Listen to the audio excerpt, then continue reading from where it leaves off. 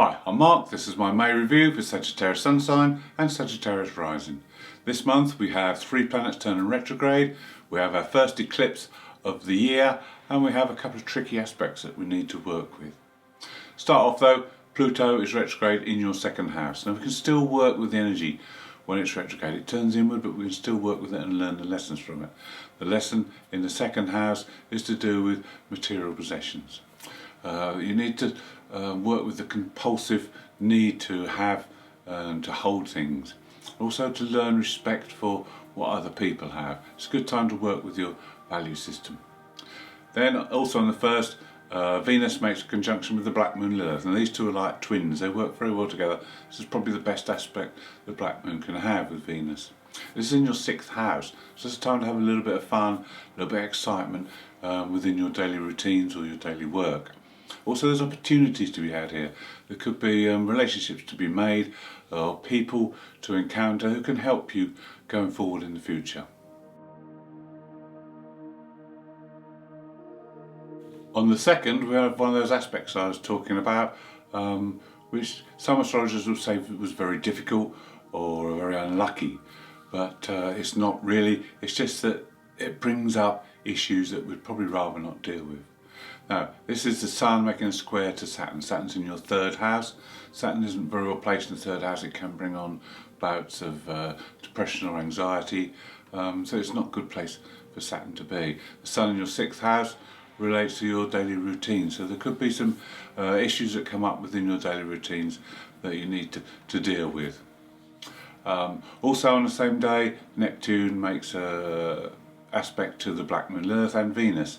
So again, there might be a time of Neptune in your 4th house that you just want to retreat into your home and home life and not really want to go out and face the world. On the 3rd, Mercury makes a square to Jupiter, but Mercury and Jupiter are both at 29 degrees, so they're very much weakened, so the effect of this will be nullified. On the 4th, Mercury moves into Gemini, which is the sign he rules, and this will bring back all his strength, and this will start to focus things on other people during the month as Venus follows and the Sun ends up in Gemini as well. On the 6th, there's an unusual aspect because the Sun makes a conjunction with the asteroid Cupido. This is Cupid, so on this day you can be hit by one of Cupid's arrows and you could fall or be drawn to someone who is quite interested in this. Could be magically drawn to them. This could be within your daily routines or your work area because this is happening in your 6th house. Also there's intense emotions on that day because Venus makes a trine aspect to Pluto. Now Pluto's in that 2nd house. This is when you can use your manifestations to bring the desires of possessions or things you want to you. On the 8th, Venus does exactly the same as Mercury, comes to the end of Taurus and makes that square to Jupiter, but again there will be no real effect from it. The best you can do is to indulge yourself in something that you really like. Then Venus moves into Gemini and joins Mercury. On the 10th, there's another one of those tricky aspects that are quite unusual. Mars makes a trine to Uranus. Now this causes restlessness. This causes you may get bored. Uranus is in your 6th house of routine, so you may get bored with your routines and fed up and want to change things. But you need to use the insight that you get from this to improve things. Don't just get rid of things or stop things because you're just bored with them. It's a time to move from an old way of thinking and an old awareness into a new awareness, so you can grasp what needs to be changed in a constructive, positive way. This will be helped because Mercury makes a conjunction with the North Node. This is in your 7th house now, so this is a time when you need to listen to others. Others can help you. It's a good time to plan your future with your partner as well and to set out where you want to be in years to come.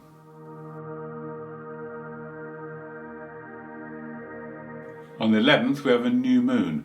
The new moon is in Taurus and it's in your 6th house. Now the new moon in Taurus is about connecting with the earth. It's about being in nature or doing some gardening.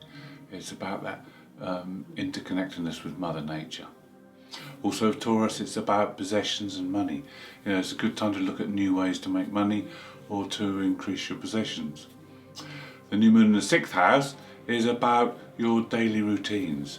This is a good time to look at the routines, your diet, exercise, and to rework them and see where there can be changes made. It's also great for your work. If you could put some enthusiasm now into your daily work routines, you can really get ahead and catch up on any tasks that are lagging behind. It's also a good time to look at reorganisation, streamlining things so that you can have an easier run in the future.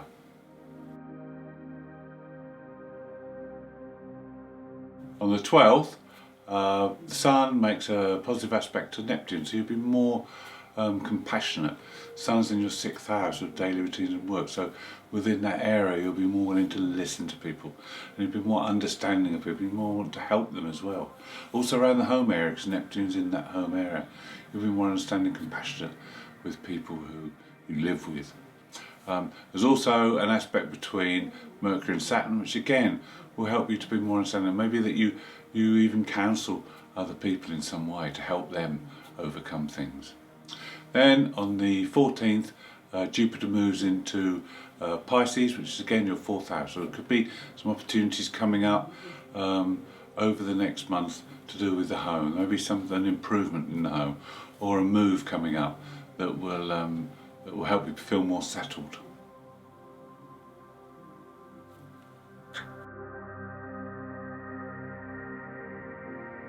We spoke earlier about the new moon in the 6th house, so you want to reorganise things and change things. Well, on the 16th, the Sun makes a positive aspect to Pluto, and this really is the time to get on and make those changes. The ones you were thinking about planning, now is the time to get on and do it. Between the 17th and 19th, Venus makes 3 positive aspects. The first one is a very good aspect because it conjuncts the North Node in your 7th house. So now other people, whether it's your partner, a business partner, or a family member or a colleague, somebody's going to put you on the right path now. Your future depends on other people. It's not just about you and what you can do. Your future depends on other people. And this is a good aspect because it can open up that path ahead.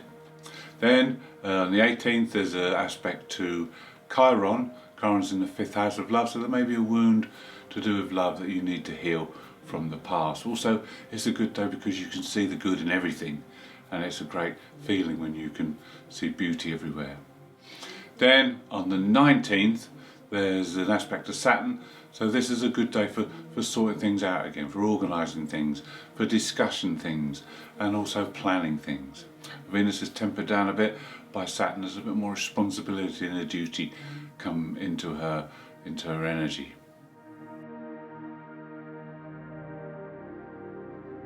On the 21st, the Sun moves into Gemini, your 7th house, and immediately makes a very powerful square to Jupiter. Jupiter's just moved into Pisces, your 4th house, so these planets are both at 0 degrees. This makes them very, very powerful and energetic because they won't be stronger than this. So this is a fantastic aspect. We spoke about Venus and the North Node and the plans you may have with someone else to take you forward in the future. Well, this is a good time to start those plans, get the ball rolling now. Jupiter's about opportunities. So there's also opportunity around the home with the Sun in this position. Mercury makes an aspect to Neptune, also in the 4th house, and Neptune's in the home area again. So there could be paperwork or contracts, things that need sorting out to do with your home. But just be aware, there is a little bit of confusion with Mercury Neptune, so just make sure you read things properly and thoroughly and get to the bottom of things before you sign any documents or anything.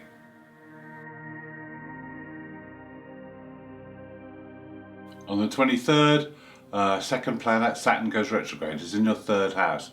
The lesson when Saturn is in the 3rd house retrograde is one of taking responsibility for your siblings or neighbours. This could be in an economic, this could be in a mental or emotional way. Also, it's about communication.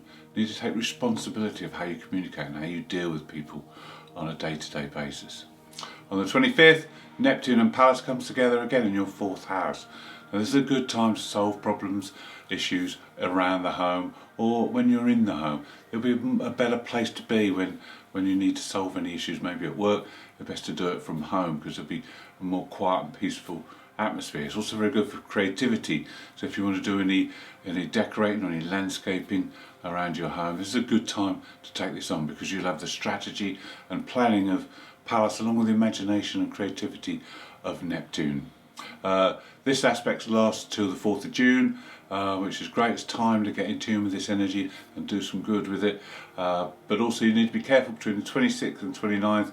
Both Mercury and Venus make a square aspect to this conjunction. So there might be an obstacle or something frustrating to overcome on those days. On the 26th we have our first lunar eclipse of the year, and it's happening in Sagittarius, your sign. So if you're born between the 22nd of November and the 2nd of December, or if you've got an early rising degree between 0 and 10, this is going to affect you very acutely. What does this mean? Well, the eclipse is part of the Saros 5 North series, and it's a very unusual series because it's inclined to bring hunches, either from the unconscious or from the psychic realms. Now, it could be visions, it could be dreams, but there's messages attached to these, and this is what you must take notice of, and you must act upon them. The full moon in Sagittarius is about going on a quest. It's about looking for adventure, and it's about making change, positive changes. In the 1st house, it's about taking time for yourself. There's been a lot of pressure on you. You've been doing a lot for other people and working a lot with other people. Now it's time just to take some time for yourself and get the balance right, so you're not too dependent on other people, and you have some time to do what you want. It's a good time to reinvent yourself or a part of yourself, either your look, maybe have a new style, or your personality, have a new way of relating to others. It's a good time to make those changes with this eclipse. On the 29th, Mars makes a positive aspect to that Neptune-Pallas conjunction we were speaking about. Now this can add physical strength to the planning and strategy of Pallas and the creativity and imagination of Neptune. So this is a good combination of all three together in a water sign. So it's a mutable sign. So it's all going to flow very easily. It's a good time to deal with other people as well, because you'll be more compassionate and more understanding. You'll be able to see other people's point of view. So it's good to get their input as well. Then also on the 29th is our 3rd planet going retrograde, and it's Mercury in your 7th house. Now the lesson to be learned of Mercury in the 7th house is understanding of others and communicating with others on an open, honest way, so that there's no misunderstandings or confusions. Thank you for watching. I hope you've enjoyed the video. If you'd like to see more, please subscribe. If you'd like to leave me a comment, I'll be glad to hear from you.